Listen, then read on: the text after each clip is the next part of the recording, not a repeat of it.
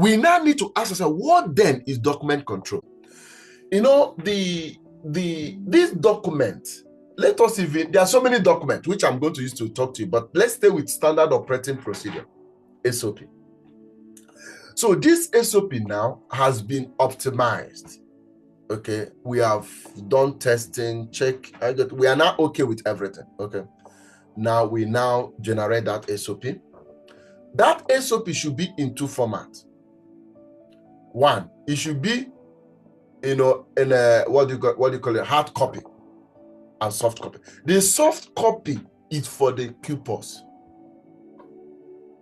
Okay, we cannot always be logging on into QPulse because, of course, you know, when you log in, after some time the system will just log you off. So we can't be doing that. Are you following? We are still talking about document control. So we have this SOP, but we must have a hard copy. There has to be a hard copy where we can now look at, okay, you know, if I have something to do, okay, what do I do? Do you get the point? That's hard copy. That is not QPulse at that time. But we had an agreement that, please, when you use this document, place it here. Are you following me? But someone use it and place it there. Are you getting me? Now I am unable to access it, but I need it. Now QPulse comes in because that document must be traceable. Do you get the point? Okay, so we can now go to QPulse. We can, even if we say we've lost the SOP, if we go to QPulse, we can print out another one. So that's the document control here. Now, aspect of document, because the document control, it contains information, and those information are being controlled. In other words, they are being regulated. That is why in QPulse there are different access. It's not people's access on QPulse varies depending on their levels. As a band 7, your access may be more than band 4. Are you getting me, and all of that? Do you get the point? They can give you right to make changes that they may not give to the other person. Okay, so now in that document control, we are, like you said, we are able to now find out this is the new version, these are the changes and all of that. Are you getting me? And we are able to distribute it. The question, why are we distributing it? Everything I'm telling you is about management. Why do I have to distribute it? Distribution is just very simple, because when we call it distribution, it looks like we're giving people. No, what it means is that the software, which is QPulse, is linked in such a way that once you have made any update, or maybe once it doesn't have to be an update. Let's say if you start this your role, they are going to send you a lot of documents to acknowledge. Who send it to you? Are you getting the point? Okay, the software has been programmed. Do you get that? This is a general document that should be acknowledged. Do you get the point? Okay. Now, yeah, I'm done. I hope you are getting me. I want to say something here. So we have 3 members, or let's say two staff working in pharmaceutical pharmacy. Okay, one is band 4, another one is band 7. 2 of them are newly employed. I tell you, these 2 members of staff must acknowledge. There's a document that must be common for all of them to acknowledge. But someone may need to go and select some that is specific to a band 4 and dispense it to that band 4 to acknowledge. Are you getting me? And select the one that is specific to that band 7 to acknowledge. That is still document control. That's one aspect. Another aspect of this document control is that for the fact you acknowledge it, QPulse has a memory that you acknowledge it this day, this time. So you cannot come and claim that you are not aware, you are ignorant of that knowledge. Do you get the point? And that is a way to hold you accountable. Remember, when I was talking to you at the beginning, I said system, that quality management system, the system is a structural framework. And I mentioned that structural framework is a way to enforce the policy. If we leave it at just dispensing it to people, people can come and say, we didn't see it, we are not aware. Are you getting me? But for the fact you acknowledge and put your initial or your signature, you cannot come tomorrow and claim that you are not aware. That's a document control. Now, another aspect could be maybe policies. You know, the guideline is no longer SOP. Policies in place. Like the policies about confidentiality. Are you getting me? Okay. But all the documents in the lab, maybe policies about when reagent comes, this is what you need to do. When there's a new delivery of drug, are you getting me? All those policies has to be controlled. What are the policies there for? They are there to guide you, to remind you, this is what you need to do when this happens. Are you getting me? Now, I'm saying that when you look at, like, for example, let me go a little bit back. People say that SOP, like the way it sounds, standard operating procedure. So people say it's step by step. SOP is more than step by step. Step by step is a little aspect of SOP. In SOP, we can know who should train somebody for that thing. Let's say in medicine dispense, or maybe in logging in medicine, it's not everybody that we can allow to train somebody for that. So when we say document control, we are trying to tell that every information around that thing is controlled by control, in the sense that it's telling you how we should go about this document, whether it is in terms of accessibility, whether it is in terms of acting on it. For example, that SOP can say, for this kind of service, it has to be a band 7 that must train. Another one might say, for this kind of service, a band 6 can train, a band 7 can. Are you getting what I'm trying to say? That is document control. So when we now print that SOP, one of the things we're going to check, who should be trained, who should train people. We now say, oh, it's band 7. Therefore, the control here is that we now know that a band 6 should not train someone on this occasion.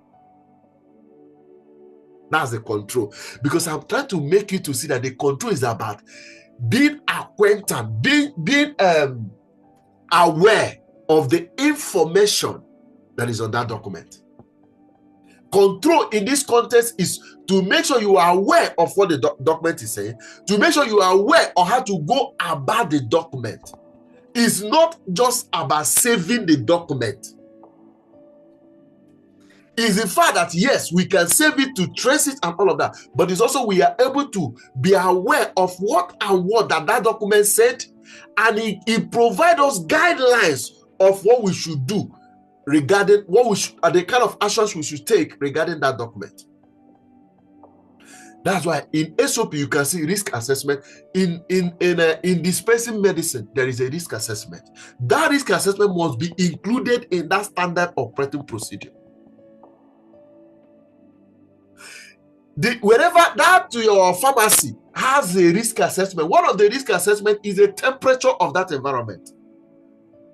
If I'm right, I'm just talking based on science. Hopefully I'm right. The temperature of because we know that the temperature may affect the drug. This is what you as a senior is seeing. The band 4 and band 5 may not be seeing it. As far as they are concerned, there is medicine. But for you, you are concerned about the temperature. Therefore, perhaps we might include that we should be monitoring the temperature of that place and set the target. And that is document control. So I'm trying to say that in document control is not just SOP, the policies, everything. In fact, in document control, it includes even the clinical governance, include the policies of the hospital, include the vision of the hospital. Are you getting me? Everything that hospital represents, everything that department represents is included in document control. Document control in the sense that we are able at any time to access the information and know what we should do with the information. So therefore, document control may tell you something like, okay, this information you are having now should be only for band 8. Do you get the point? Not for band 7. Therefore, we are going to restrict anyone that is band 7 down access to that document. So we have controlled it. Does that make sense?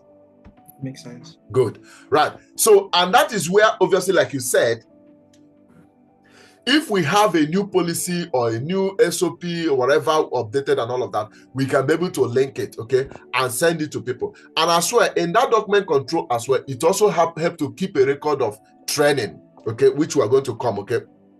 Training, I'm trying to say in this context is this. So you are my senior, you are band 7, and I just got employed as band 5. The document you should be sending to me should be consistent with my level, because that's what you're going to. And the reason why you are sending me that document is so that I can go through them in a way that it can make it easier for you to train me. Okay, so you when you send it to me, say, Emmanuel, please can you acknowledge all the documents that I've sent to you, blah blah blah. I'm hoping that maybe by next week and next 2 weeks we can start the training. So the idea that I can be able, so we are controlled it because we now have a versions, we now have the document that we can send to each of the levels. So that is for document control. So the next one should be training and competency. Okay, so like I'd already mentioned, so each of these document must be linked to training. There has to be a training record, okay, in the lab, okay, sorry, or maybe in the pharmacy. I keep saying, you know, because of my background, I'll be referring to lab all the time. Please, anytime I mention lab, just put pharmacy there, okay? All right, cool. So now the training here that we must be able to, with QPulse, we must be able to have evidence of, okay, this member of the staff, this is a training record for this very staff, and this is what we're going to train that very staff. So with this, we're able to link the training record to specific documents and roles.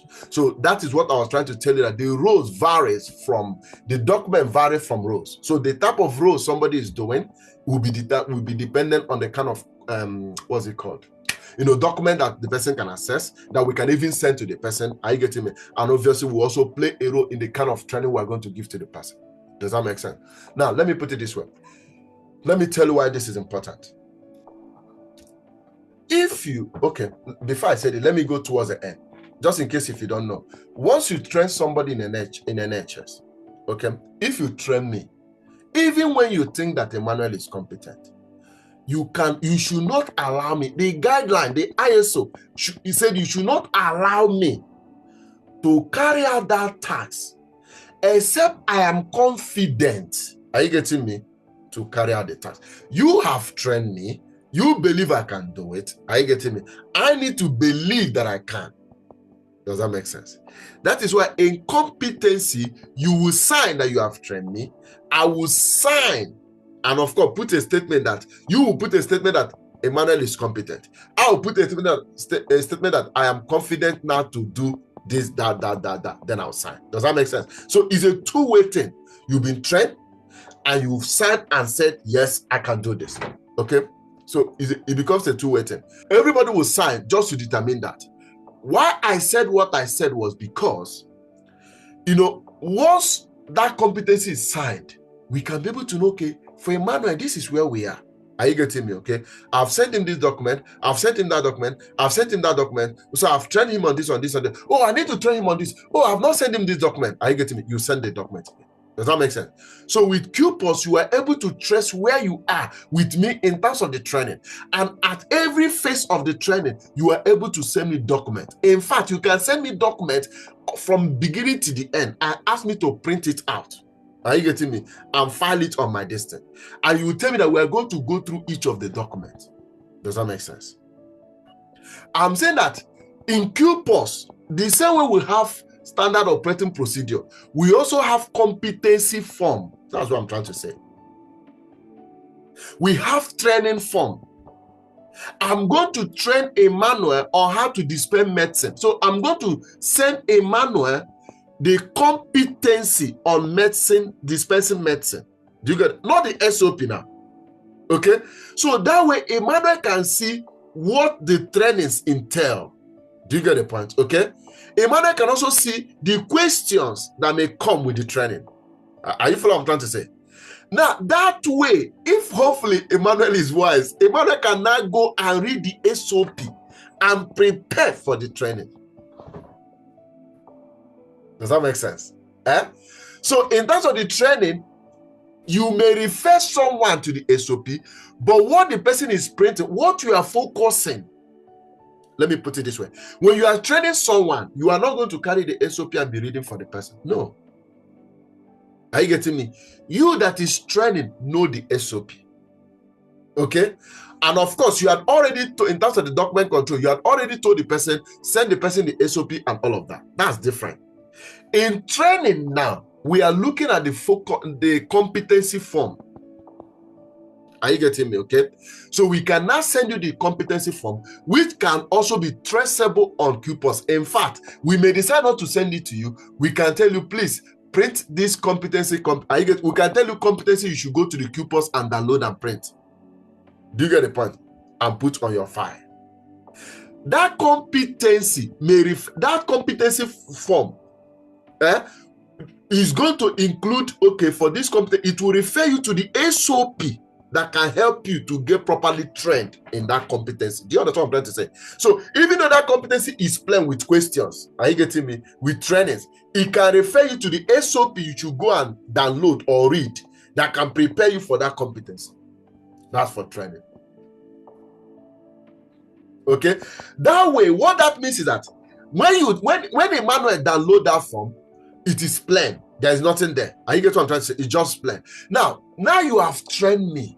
After you finish training me, are you getting me? We can tick, okay, I've trained Emmanuel on this, we'll tick it. I trained Emmanuel on that. We can tick everything that you have trained me on. Once you finish training me, and we tick everything is printed. We tick, I've trained this person, I've trained the points to train the person, you've ticked all of them. And once you say, I've completed the version of the training, another aspect of the training is now to assess Emmanuel. Do you get the point? And that is audit now. You now assess me to confirm that thing I said that you've trained me, that I can. So once you've now feel like, okay, yes, Emmanuel can do this, you now say, Emmanuel is competent to do blah, blah, blah. You put your signature and put date.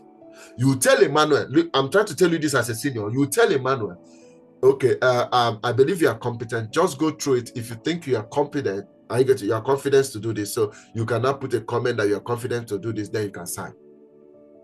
Until Emmanuel do that, he cannot do that, even though you think he's competent. Now, see the final version of it. Once that whole thing is signed, we must find a way to scan it and also store it electronically. It's an evidence. We can't leave it for Emmanuel to have. I get what I'm trying to say. No, it's evidence. So since Emmanuel have signed, what if he got, like I told you, so you that have trained me must collect it. Are you getting the point? Okay. And scan it and have an e-copy of it, which can also be stored in that QPulse.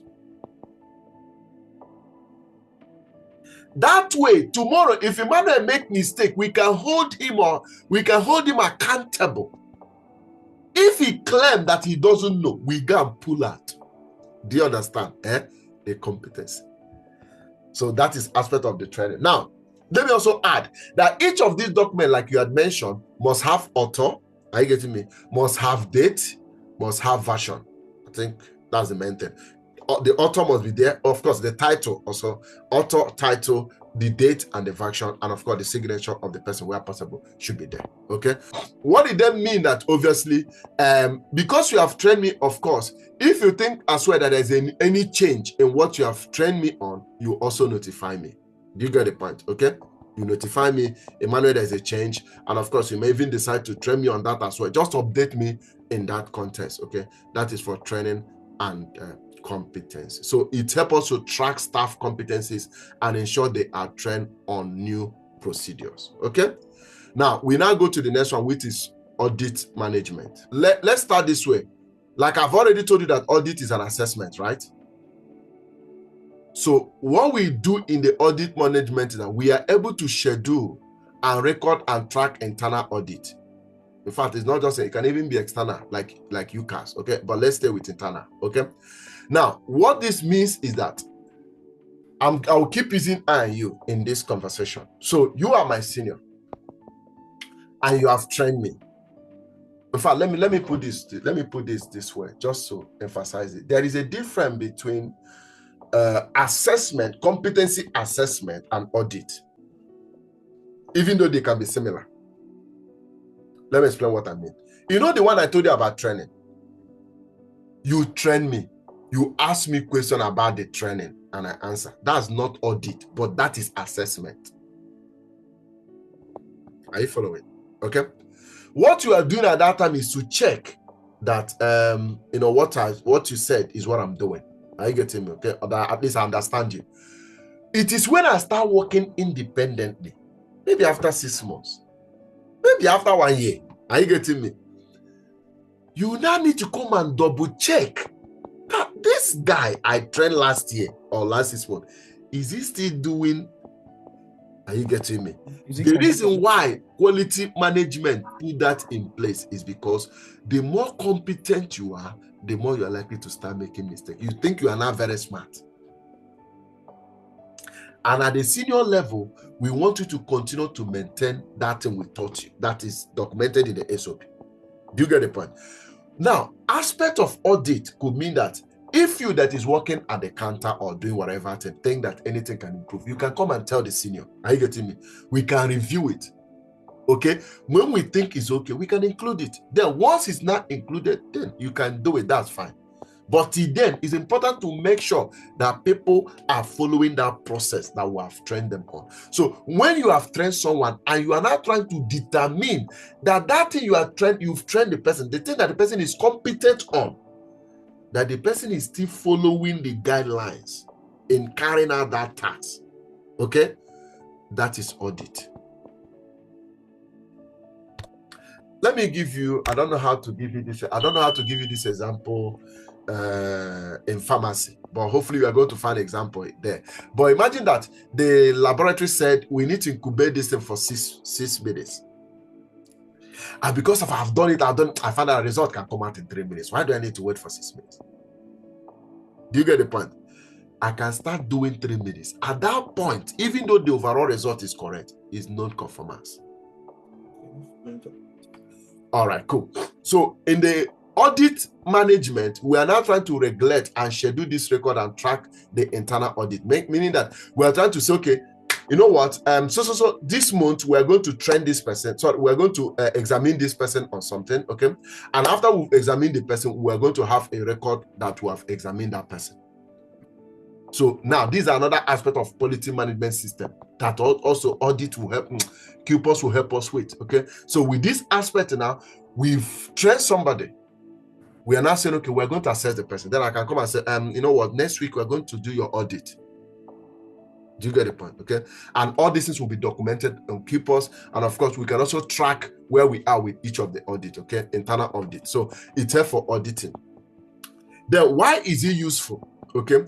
Now, obviously, it is useful. Remember that everything that we do in using QPulse is a form of quality management system, remember. Okay. So we are doing that because that thing is consistent with the ISO standard. It is consistent because I also said that after you have trained someone and the person is competent, you should always continue to check, are you getting me, that the person is still following the standard. So when they come to check what you guys are doing in that pharmacy, one of the things they are going to ask you is a document to prove that you've been doing audit. Do you get the point? And can I tell you something that many people do that is not good? Let me ask you a question. I think you're going to provide the answer yourself. So let's say you want to assess the lab, you want to assess the pharmacy. You're an external assessor, and you say, can they provide the document of their audit?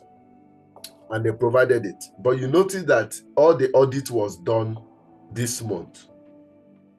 What would you think? I think they are doing it because they feel like an inspection is coming, so they are just doing it. In fact, you might think that they didn't even do it. Yeah, that's what I'm saying. It might just be like, yeah, they feel like inspection is coming, so you are trying. Yes. Not to talk of, you look at it and you find out it's the same date.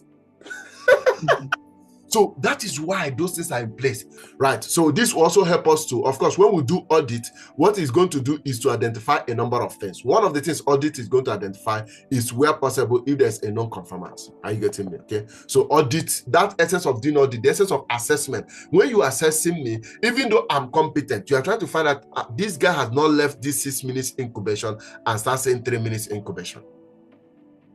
So with the audit, we're able to find out, oh, there's a non-conformance, there's a non-compliance, okay? And then we can be able to find a way to mitigate it, maybe to remind the person or retrain the person as the case may be, okay? So that's the whole essence of that. And also another thing audit management will help us to do is to see the areas of improvement. That is why even the audit, the person that you are auditing, okay, is it the auditee now, okay? So that person now will now be able to tell you, okay, actually I've been, for 2 years I've been doing this job and I've noticed this, that. I think if we can do this, that. Are you getting me? It will help that. Don't come and despise the person because you are senior. Are you getting me? Take note of what that person have said and take it to, maybe the other senior there. You guys will deliberate on it to see how you can, put that in place. I say this because sometimes seniors don't listen to people and it's not good. Most times when you become senior, you no longer know what is happening. Are you getting me? Now, what you need to do is that listen to the one that know that are there on bench or whatever as the case may be, and find a way you can use some of the information they are provided to make progress. QPulse, we're able to have a document that can indicate non-conformance and incident reporting, and that is where CAPA comes in. I'll come to that. Okay, I'll left that towards the end because it's the area I want to focus, because that is the area that will concern you significantly. Does that make sense? Okay, that's the area. One of the area that will concern you significantly is the area of maybe writing SOP, the area of maybe updating SOP, reviewing SOP, maybe the area of validating equipment or whatever thing. Are you getting me? Okay, that's all of those things. Okay, now another area is the area maybe someone raised a concern. Are you getting me? There's incident and all of that, which is CAPA. So that's why I'm going to leave that towards the end. Towards the end, I'm going to summarize all of this, and I just want us to have a clear picture. So with non-conformance, obviously there's error. Are you getting me? Okay, so what we now need to do in using the QPulse is log in any form of errors. Okay, any form of deviation, any form of incident. There is aspect of the QPulse where we are able to log it in, because we must be able to trace it. We can trace. So that there is incident or error doesn't mean we should leave it like that. No, we must trace it. And that is why when assessment comes from external body, we are able to show them that in the last 12 months, these are the errors that has occurred. Are you getting me? These are the incidents that has occurred. You should be able to trace it. They should see it with date and time and what happened. Do you get the point? Okay, so that's another aspect of it. So then of course we can also track. Of course, once there's incident, there has to be investigation. So with QPulse as well, we are able to track that very investigation and see how we are able to provide correction. Okay, like correction action. That is where CAPA comes in. Is that okay? Right. So why this is useful is that it's going to provide a structural process to ensure that these issues are being resolved. So with QPulse, is going to provide a structural process. We can ask, okay, these are the first step, these are the second step. Are you getting? And each step we follow, we keep ticking. So remember the first thing we said, that the QPulse are guiding us. They are supporting us to be able to achieve that thing. You cannot achieve it on your own. If you are to be doing them manually without something tell you, okay, this is the next step to take, this is the next step to take, it will be difficult. So this is a program within that QPulse for you to follow. Are you getting me? To be able to achieve that overall thing. All right. Okay.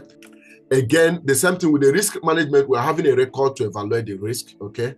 And of course, why it's useful as well, it helps us to be able to manage the risk. So what happened again, we're going to have a document to say, okay, we have evaluated this process we are doing. Remember that as a senior, if somebody is going to do something, you must, okay, this thing I'm going to do. That's why, let me even go back before I come to here. Remember, as senior, there's what we call optimization. Optimization is that, yes, in fact, that's what it is. Optimization is like, we are trying to, let me put it this way. I'm trying to show you something. I'm trying to use pharmacy. There are so many examples in the lab, but let me use your pharmacy. You can use the lab.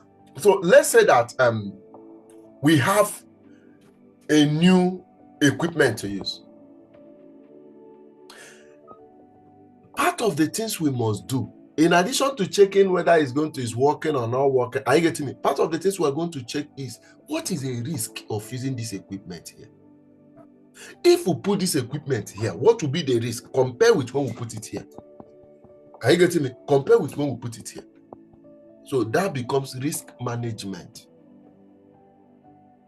So you watch the position and all of that and all of those things. Then you manage and think about what can possibly happen. So you take a record of anything that can happen in terms of that may lead to risk and evaluate all of those records. That way you can now come up, are you getting me, with the best way. Does that make sense? Now, apart from installing that equipment and all of that, you can also ask yourself, okay, so let's say these our limbs we are using to dispense this medication. So somebody comes and say, what's your NHS number? Whatever thing you guys ask them. So what if it breaks down? What are we going to do? Do you get the point? Okay. What if internet is no longer working? What are we going to do? That is risk management. That is why I told you that even in QPulse, we have a manual version.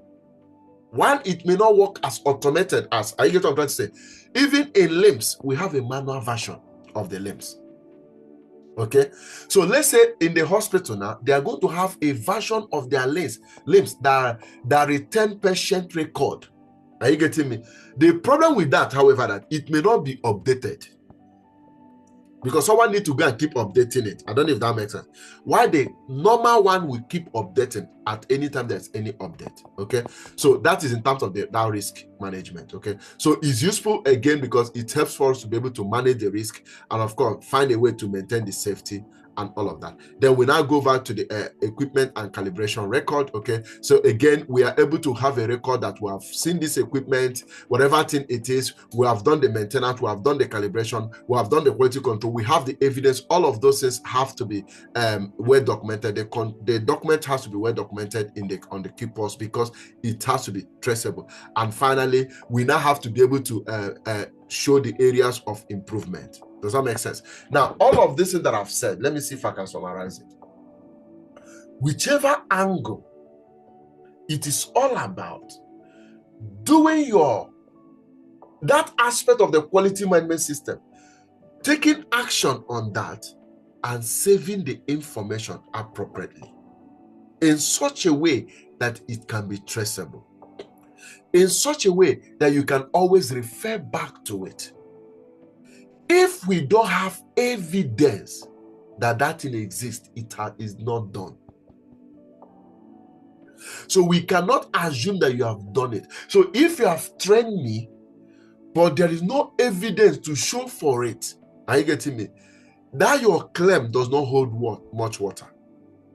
So that is what QPulse is there for. So what QPulse is there to do for us is that all those 12 essential of quality management system must be traceable on this software. From the software, we can even have the history, we can even have what's it called? The names of our staff from that software. From that software, we can write a document and store in that software that can show the names, the names and the address, even your numbers. So that anytime we want to talk to you, even if you're not in the lab, I don't know if you're getting it. Let's say that we didn't see you today, we didn't see you tomorrow, you didn't call in sick. How are we going to know where you're living? We need to go on that QPulse. Are you getting me? And retrieve the staff data information and see where you're living and perhaps find a way to go and check to make sure you are okay. So I'm saying that what QPulse is doing is that all those things that happen in quality management system, what QPulse is doing is to help you to, after you've taken action, to store it in such a way that you can be able to trace it back. Most of the actions we take on QPulse may not occur really, how will I put this now? Not most. Some of the actions we take on QPulse may not occur on QPulse. But after we finish taking the action, we must be able to store it on QPulse. Is that okay? And again, even though QPulse may create a version, it's not QPulse that type. It's not QPulse that edit. So it is still you that will type, it is still you that will edit, it is still you that will say, but the QPulse may provide a framework. Even that framework, in fact, is not really QPulse. The framework could be you as a management designing the framework, then store it on QPulse. Are you getting me? So once you finish, what QPulse will do that once you have finished, whether it is free texting, whether it is using your normal design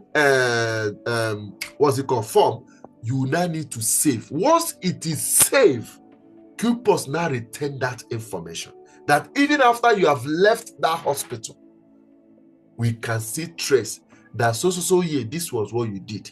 What I mean is that after you have left, some people can still be using the document that you edited, but the person is no longer in that environment, and that is what QPulse is there for. So we know that CAPA is corrective and preventive action. Corrective in the sense that it eliminates the cause of any detected problem, and prevention in the sense that it helps to prevent the potential problem. So as a senior, one of the things you must do is that once you notice a non-conformance, in any form it comes, are you getting me? Yeah. Either as an error, either as an incident, are you getting me? One of the things you must do is to be able to raise that form and be able to make sure you are at the end, make sure you correct that error or correct that incident. The reason why you are correcting it is so that that will not happen again. Does that make sense? Okay. Now, let me give you an example. So there's a mistake, and that mistake has occurred, and they've reported it to you.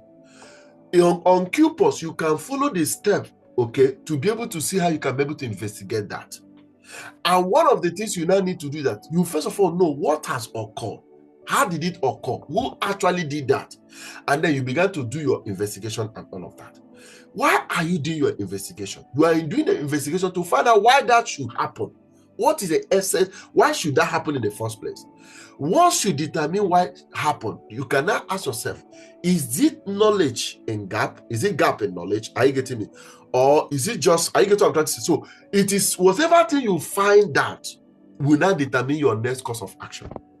Does that make sense? Okay. But whatever actions you decide to take, at the end, you must know that if this has occurred, it could also occur again. And what are you going to do as a senior? You now mention the incident that has happened. I mentioned, are you getting me? See what they can do, what people can do about it. Again, you distribute it to people. Does that make sense? Okay.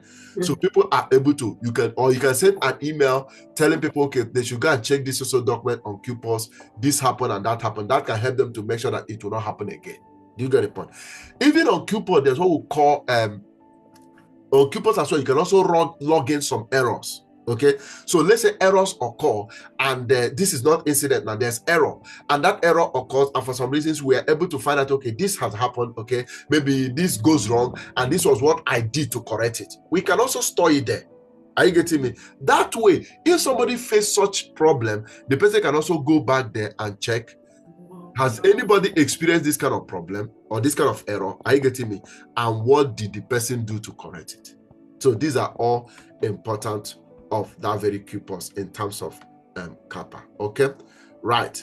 I'm going to mention this. So in logging the CAPA, so once there's a trigger is maybe they have reported, okay, there's an incident, okay, whatever thing it is, there's error.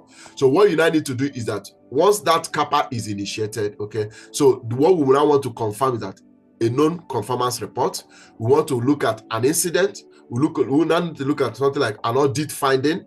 And then we'll look at maybe something like compliance, and we'll look at a risk assessment. So these are the things that we can check once a CAPA is initiated. I don't know if you understand what I mean. So when a CAPA is initiated, if there is error initiated, incident initiated, one of the things you are going to check is that, okay, this thing that has happened, how does it do with the non-conformance? Are you getting me? Okay?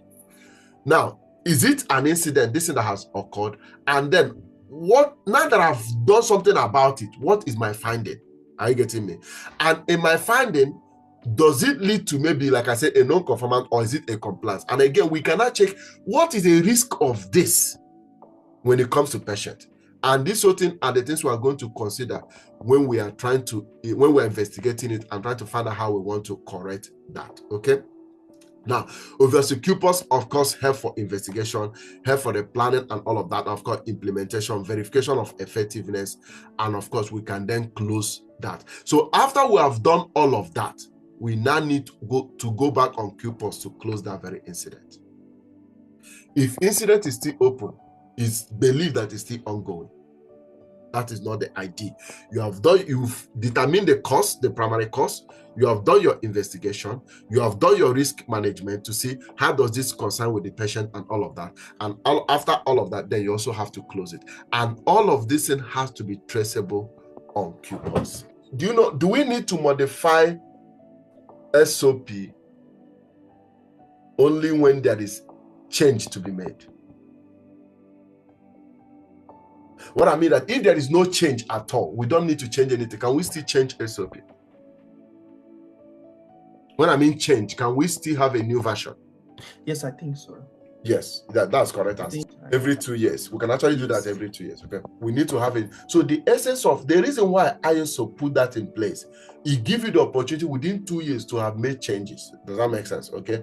Where possible. And remember that how these changes occur is that one, there is a mistake. Like when we're talking about CAPA, once something goes wrong, we are able to say, okay, this thing has gone wrong. How can we be able to correct it? Now, see the final thing I'm going to say. If we know quality management system, and we know that we are able to use QPulse as a guide to be able to do that job, you cannot be able to carry out a job of a manager or a senior on your own, or let me say independent of maybe a software like QPulse. What QPulse will be acting is as a reference. It's going to be acting as a reminder. It's going to be acting as this is what I need to do. These are the processes that I need to put in place. I'm going somewhere as I'm summarizing. And those processes that we need to put in place, we are the management program that process. It's not that QPulse on its own. No, QPulse is not that intelligent. It's what we tell the QPulse. So what we did, we take our time and began to put all the informations on QPulse. Are you getting me? Put all the informations on QPulse. That is why if you come to a NHS, we all are using the same QPulse. But the person as a nurse, what he or she is assessing is different from what the doctor is assessing. It's different from what the pharmacist is assessing. It's different from what everyone working in a lab is assessing. But it is still the same database of QPulse in that hospital. Does that make sense? But this software has to be programmed. And we are programming them because we have taken our elaborate time to think about how do we want to maintain compliance? How do we want to maintain standard? We keep queuing that information on QPulse. We keep queuing that information on QPulse. That way, once we have queued that the whole information on QPulse, then it is ready to be used. And what is going to happen anytime in future we think, okay, there is something else we may need to add, we keep adding to it. Do you get the point? We keep adding to it. That is what the QPulse is there for. So why did I say that this is important for you? It's important for you because now I want to believe, I don't know, but I want to believe that this can help to help you if they ask you to carry audit. You know why you are carrying that audit in connection with the QPulse. If you are asked to train someone, you now know why you are training someone in connection with the QPulse. What is the relationship between training and QPulse? The relationship between training and QPulse is the fact all the document you are going to use to train the person is on QPulse. Therefore, QPulse is just like a guide that helps us to do our job.